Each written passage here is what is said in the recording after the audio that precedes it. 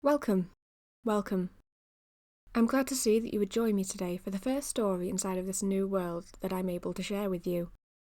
I felt it best we look at a shorter one today, something that will only take a single sitting to address to sort of ease everyone into this world. Yet it's one about a moment of time that history tends to forget, deeming it unworthy of its gaze. One of parents and their child before fate turned its merciless eyes to the daughter's path in specific. It is one the girl would come to carve from flame and fire, one she will make with hope that tilts the scale of history forever. The path is one that etches her name into the history books and into memory. Yet this is all before. A moment of calm and kindness that she would come to hold dear. So, shall we begin?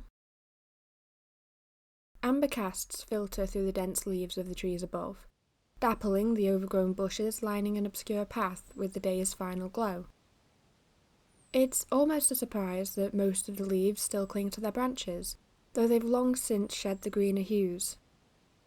Now it instead remains an ocean of reds, oranges, yellows and browns, awaiting the day that each will fall for the colder seasons ahead, abandoning the branches that they've called home for the previous months. Usually that day has passed by now, and only a few would still sit on their branch. They would instead scatter and litter the ground, crunching crisply underfoot or floating along the streams not far from where we are. The barren branch would instead expose the nests birds built earlier in the year, and the other critters usually clambering across the forest floor would be turning to their dens to hibernate the winter away. Yet, for good or for bad, the leaves remain dense as the breeze filters calmly through them, the sound carrying in all directions. There isn't much need for alarm, however unusual the leaves may be this year. The air is growing crisper each day, a chill starting to sing along with the normal breeze that is visiting more often than the still air of the warmer months.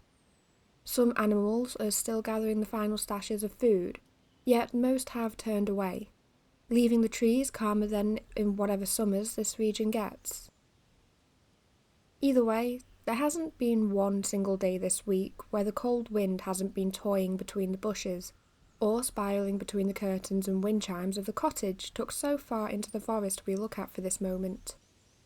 In truth, the cottage is why we are here out of anywhere else that our eyes could turn towards.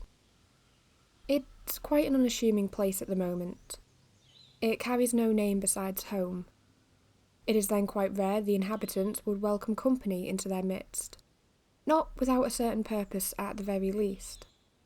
A doctor, perhaps, as the inhabitants age by the year, maybe the odd repair team if there is something that the family is unable to sort themselves, though those visits are far fewer. The husband has come to be quite well versed in repairs. The nearest village itself is an hour away by foot. The locals there are familiar with the older couple from this home, yet most would still struggle to point towards the house with how rare their presence is welcomed. The older pair often prefer to go to the village than have people come to them.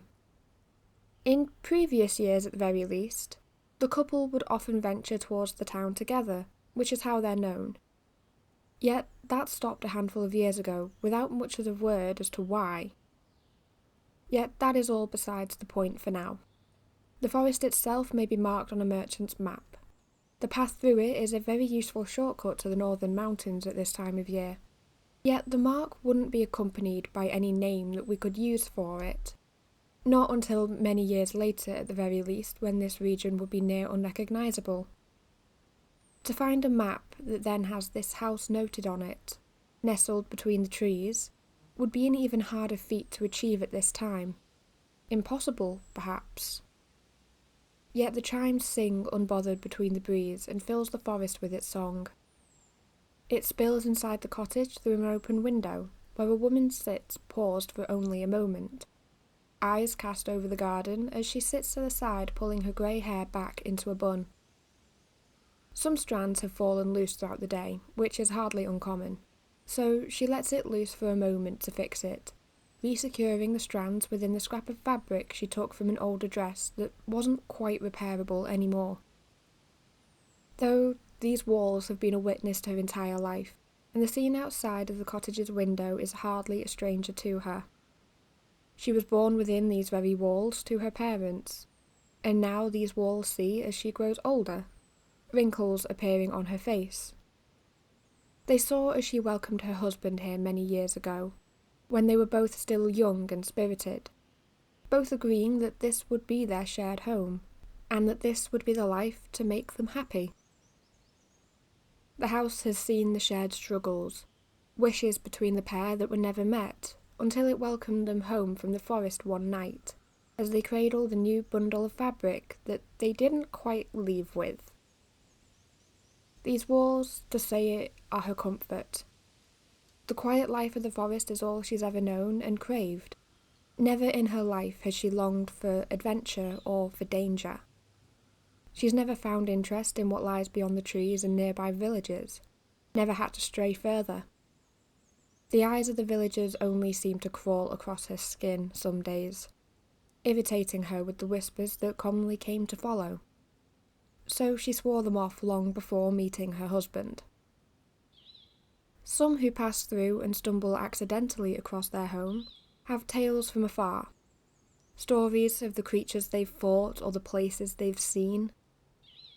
Those are the people travelling to trade, for fun, or searching for things beyond themselves, and the stories are all she needs from them.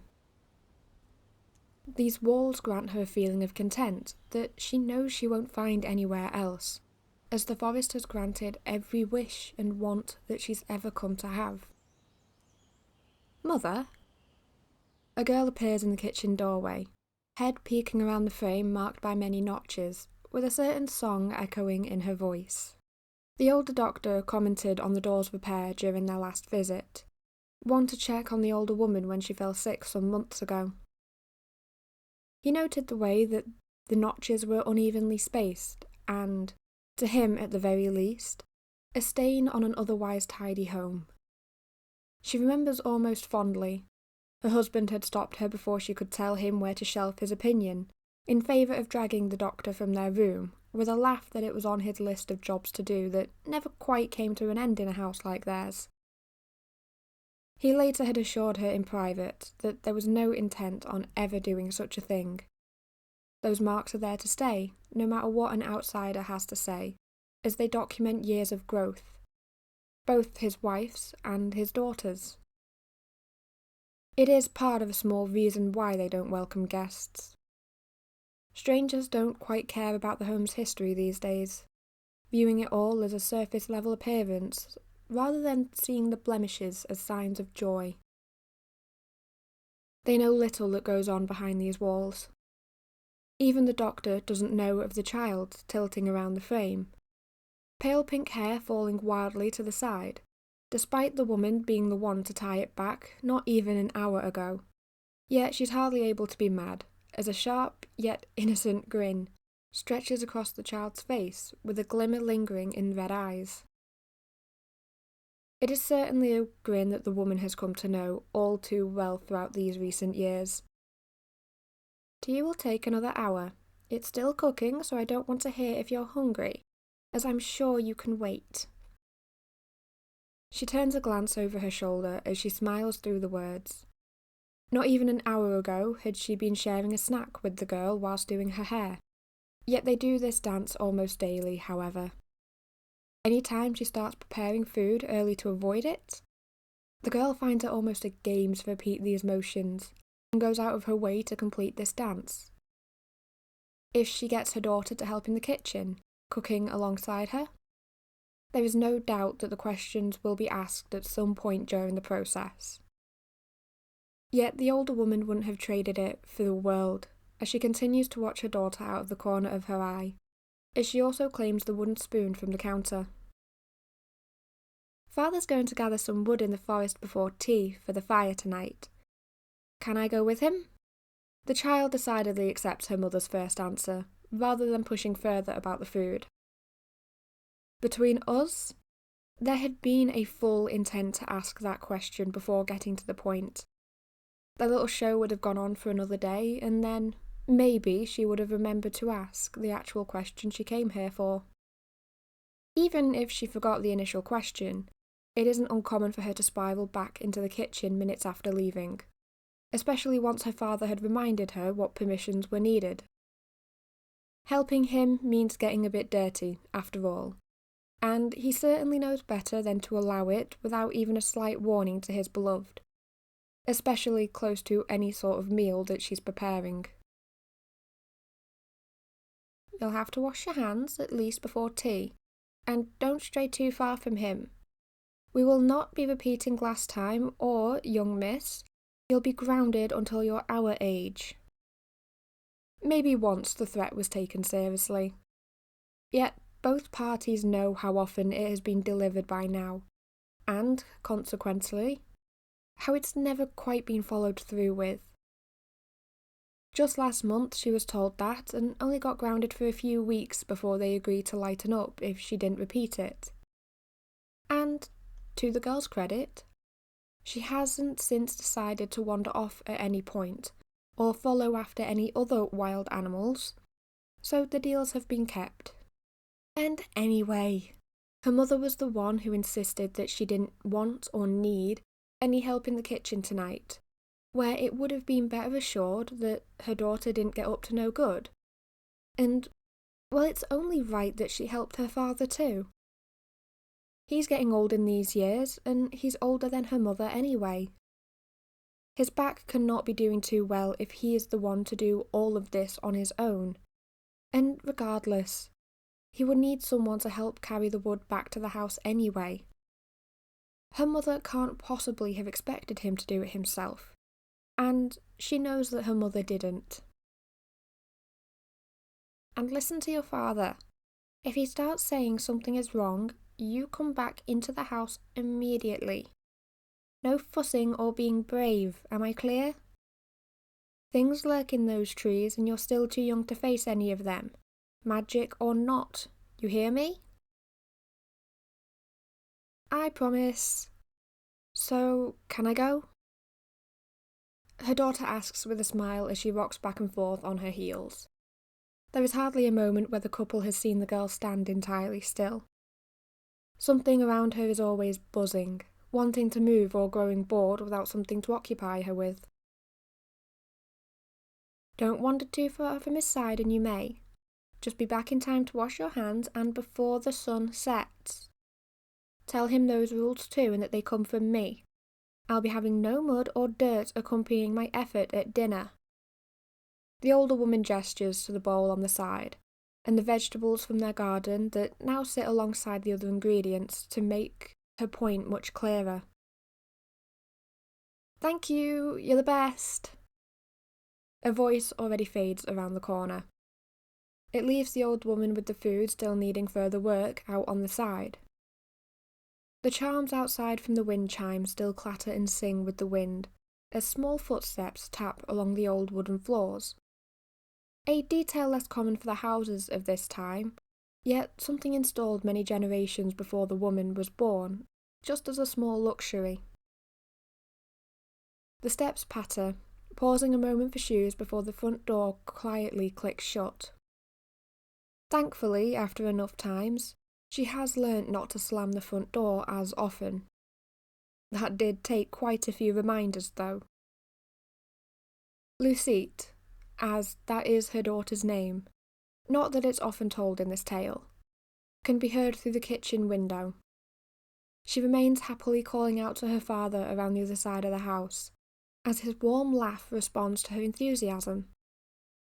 They laugh, a sweet sound carried in by the breeze, and one that brings a smile to her face, though she can't quite know what at this moment. She knows deep inside that Lucette is more than aware of the forest's danger and what lurks within it. She likely knows it more than any other child in the local villages, and yet the worry is one that often remains, as she can't quite shed herself of it. There's the creatures and animals most know to expect and avoid. The normal squirrel will do very little harm, yet it's best to avoid the bears whenever they roam. They've had the conversations over young, wild animals. How they're cute, yet a parent is rarely too far behind, so it's often best to leave them alone. Yet those aren't quite the end of her concern. The magic is what stokes the flame of her worries at night. It's the creatures lurking in the trees and the forests seeking their prey with the aid of the energy channeling all around them. She knows now that it must be how her own mother felt all those years ago when she woke to find an empty bed, and a child far too naive wandering the garden in the middle of the night. To her own memory, nothing had occurred. She had been alone and simply admiring how the flowers and vegetables had been growing that year. Yet, whenever her mother repeated the story of events, she is adamant that a shadow remained at the border of their little clearing, with eyes glowing and awaiting energy that only dissipated when her mother came rushing out with a shout. If she could now, the older woman would apologise to her own mother after those months ago with Lucite. Yet with her husband at her daughter's side, it's enough assurance that their little bubble of peace can remain. She can worry some other day about the shadows starting to bend to her daughter's command, or the way that they will flicker and ebb with her emotions. They always knew it a chance, after all, though they did expect it to be somewhat later they developed. Either that or sooner, ironically, when her daughter was a lot younger. Something that they could have started the warnings early with. Maybe gotten over the child's early excitement of it. But for now, tea remains as her higher priority. The ingredients will only remain fresh for so long, and, well, she has a family to feed after they finish cutting wood for the fire. For now, she should have enough to finish her meal. Now though, that is the end of the tale for today. Anything that came from this, that happened next, is something shared by whispers on vulnerable nights. It's a note in the history books as time came to progress, yet always being a little more than a few lines to explain a motivation, to give context to the values that it fed. It isn't for today, as those events happened years after this tale. The story that unfolds from here may wait for another time instead. For now, I thank you all for listening, and I invite you to the next gathering, where we will be exploring a new tale together, maybe looking at something a bit different. For now, I do hope you all have a wonderful day, and goodbye.